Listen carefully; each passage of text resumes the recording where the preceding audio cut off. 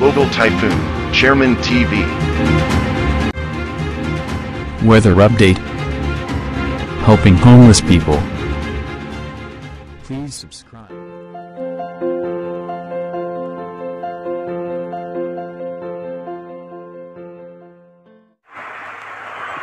Magandang umaga po. Ito po ang latest update natin ngayong araw, October 19, 2024.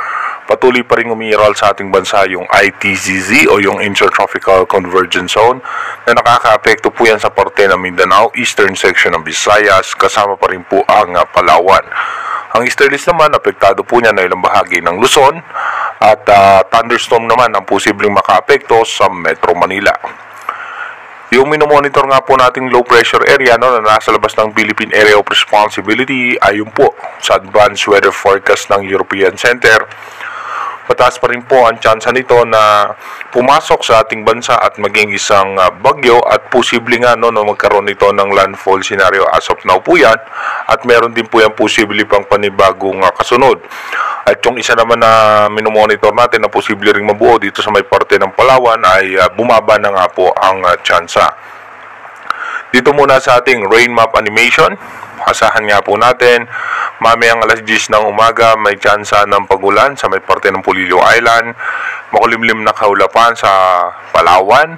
Dito naman po sa may Zamboanga Peninsula, mataas din po ang posibilidad na may pagulan, pero yung eastern section ng Mindanao ay magiging maayos at maganda naman ang lagay ng panahon. Pagdating naman po ng alas 3 ng hapon, mamaya mataas po ang tsansa ng pagulan sa Mindanao, Palawan, western section ng Visayas at eastern section ng Visayas. Dito po sa ilang bahagi ng Bicol Region, Mindoro Provinces, sa Polillo Island, makulimlim na kaulapan sa Metro Manila at dito nga po sa may parte ng Zambales at Bataan. Pagdating naman po ng alas 6 ng gabi mamaya, ganun pa rin po yung posibilidad ng ating lagay ng panahon na mataas pa rin ang tsansa ng pagulan sa Palawan, dito nga po sa Mindanao, ilang bahagi ng Visayas, Bicol Region at magiging okay naman po at maganda ang lagay ng panahon ng Northern Luzon. Pagdating naman po ng alas 10 ng gabi mamaya, asahan natin na patuloy pong magiging maayos pa naman ang lagay ng panahon. Wala naman tayong naasahan na naman posibleng malalakas na pag-ulan. Tumako na nga po tayo sa ating advanced weather forecast. Dito po sa ating advanced weather forecast, bukas nga po ay October 20, posible nga po mamaya yung low pressure area ay makapasok po yan ng ating Philippine Area of Responsibility. At pagdating naman po ng October 21, ito po ay posibleng mag-develop na o mag-intensify na bilang isang tropical depression habang nasa eastern section po yan ng Catanduanes. Pagdating naman po ng October 22, nasa eastern section pa rin po yan ng Catanduanes at ito po yung mas lalakas pa. Aabot po ito ng tropical storm category habang mapapansin nga po natin na meron panibagong sama ng panahon ulit sa labas ng ating Philippine Area of Responsibility. Habang may posibilidad na iiral na northeasterly surface wind flow sa parte naman po ng extreme northern Luzon.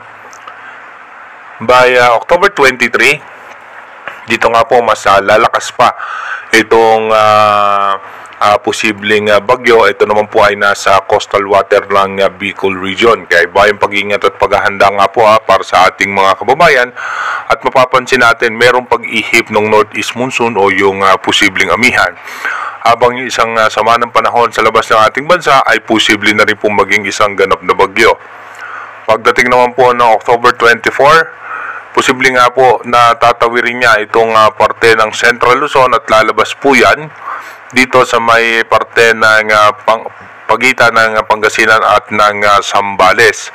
At pagdating naman po ng October 25, mas lalakas pa po yan pag nasa parte na ng West Philippine Sea. At yung isang bagyo naman nasa labas ng ating bansa, ito po ay pangat, pero dahil nga po mapapansin natin yung pagbugso ng hangin, may posibilidad o may chance po ito na bahagyang bumaba or pumasok ng ating Philippine Area of Responsibility. By October 26 hanggang October 27, Asahan nga po natin na patuloy pang lalakas itong dalawang sama ng panahon. At kung mapapansin nga natin, medyo sumusubsub na nga ng bahagya itong bagyo na nasa labas ng ating Philippine Area of Responsibility. Pagdating naman po ng October 28, yung bagyo nga na nanggaling sa atin ay posibleng dumiretso yan dito sa may parte ng China at may chance pa mag-record pa po yan. Again, inuulit nga po natin, itong advanced weather forecast ng European Center is advanced prediction pa lamang yan. Malaki pa rin po ang posibilidad na magbago po lahat yan. Kung mapapansin nga natin kung bakit nagkakaroon ng pagbabago sa posisyon itong isang bagyo na nasa labas ng ating bansa na mataas din ang tsansa na umabot din ng typhoon category, parehas nga po yan, ay dahil nga po may pagbugso ng northeasterly surface wind flow na posibleng tumulak nga po sa kanya ng bahagya ng pababa. Pero dahil nga po malayo pa po ito, marami pa pong posibilidad na magbago. Kaya dapat po nating tutukan itong ating advanced weather forecast para malaman nga po natin kung ano nga ba yung mga posibleng senaryo nitong dalawang posibleng bagyo na makakaapekto sa ating bansa. Sa ngayon nga po, yung pinaka-latest niyan, nataas po ang tsansa niyan na magkaroon ng landfall scenario sa may parte nga po ng Central Luzon, sa pagitan po yan ng October 23 at ng October 24, kasi possible po yan by October 23 ng alas 11 ng umaga ay nasa karagatan pa rin po yan, and pagdating po ng alas 2 ng hapon ng October 23 pa rin ay nasa karagatan pa rin po yan sa eastern section ng Central Luzon. Possible nga po tumama ito sa ating bansa ay bilang isang tropical storm pa lamang or hanggang possible nga po hanggang severe tropical storm, dahil pagdating nga po niyan sa West Philippines, doon po yan mas lalakas. Dahil nga po, kung mapapansin natin kung ba't hindi siya mas lumalakas sa ngayon dito pagdating ng October 23, dahil nga po yung pagbugso nitong possible natin na northeast monsoon o yung amihan. Pagdating ng alas 5 naman ng hapon ng October 23, dito nga po yan, nasa coastal water na po yan, yung pinakasentro niyan ng Polillo Island. At pagdating po ng alas 8 ng gabi, nasa coastal water pa rin po yan ng Polillo Island. At pagdating po ng October 23 ng alas 11 ng gabi, dito nga po mapapansin natin, posible nga po madaling araw ng October 24, magla-landfall yan sa may parte nga po ng Central Luzon. Yan po ang ating imo-monitor kung ano nga ba yung magiging iba pang posibleng senaryo nitong posibleng panibagong bagyo na makakaapekto sa ating bansa. Mag-iingat po tayo palagi.